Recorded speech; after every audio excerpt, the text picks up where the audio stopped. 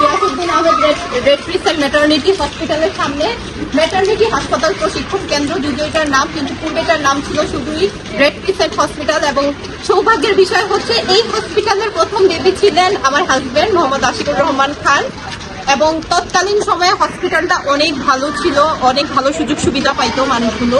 পুরান বাজারে একটাই ম্যাটারনিটি হসপিটাল আছে। যতটুকু শুনলাম এলাকাবাসীর কাছে, এই হসপিটালে নাকি এখন শুধুমাত্র ইনডোর বন্ধ, আউটডোর সার্ভিস চালু আছে। ইনডোর বলতে হচ্ছে আগে যে এখানে হসপিটালে ডেলিভারি হতো, প্রেগনেন্ট মহিলারা একদম সময় অসময় ডেলিভারি টাইমে একদম কাছাকাছি একটা হসপিটাল আসতে পারতো। এখন এই চিকিৎসা বন্ধ আছে। আমরা পরবর্তীতে এখন ভিতরে যাব, ভিতরে গিয়ে যারা এটার দায়িত্বে আছেন তাদের সাথে কথা বলবো। এবং আমরা পুরান বাজারবাসী হিসেবে চাই যে এরকম একটা হসপিটাল যেন আমাদের নারীদের, শিশুদের সেবার জন্য সবসময় 24 ঘন্টা 24/7 আমরা যেন সেবাগুলো পাই। কারণ অনেক এরকম আছে নারীরা প্রেগনেন্সি অবস্থায় উইপার নিতে নিতে, নতুন বাজার হসপিটালে নিতে নিতেই কিন্তু অনেকেরই ডেথ হয়ে যায়, আল্লাহ না করুক। অনেকের শিশুদের যে একটা প্রবলেম থাকে, ওই প্রবলেমগুলো দেখা যায়। আবার এমনও হয় যে গাড়ির মধ্যেই অনেকের কিন্তু ডেলিভারি হয়ে গেছে নিয়ে যেতে যেতে।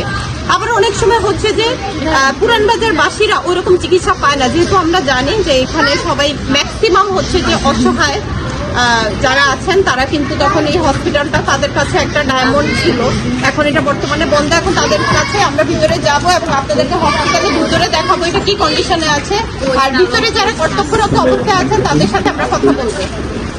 চলতেছে এবং সামনে 27 সালে আমরা পরিকল্পনায় আছি আমরা সিজার ডেলিভারি চালু করার জন্য। আমরা রোগীদের যে সেবা দিয়ে আছে, প্রথম হচ্ছে 100 টাকা টিকিটের বিনিময়ে রোগী থাকে।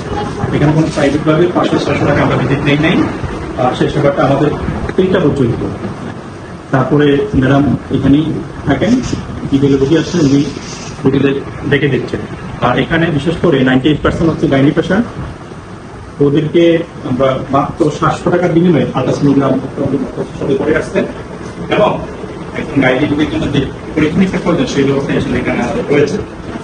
এই আল্ট্রাসোনোগ্রাফ কি হচ্ছে যে 90 নাকি এখন তো অনেক কালার আল্ট্রাসোনোগ্রাফ দিচ্ছে, তো অনেকে মনে করে যে নরমালটা হবে নাকি কালার যে আল্ট্রাটা থাকে সেটা হবে? আমাদের এখানে নরমাল কোনো মেশিন নেই, আমাদের একটা মেশিন, সেটা হচ্ছে 4D কালার। সেবামূলক হিসেবে এই প্রতিষ্ঠানটি বা চাকরির সামনে যেন এগিয়ে নিয়ে যায়।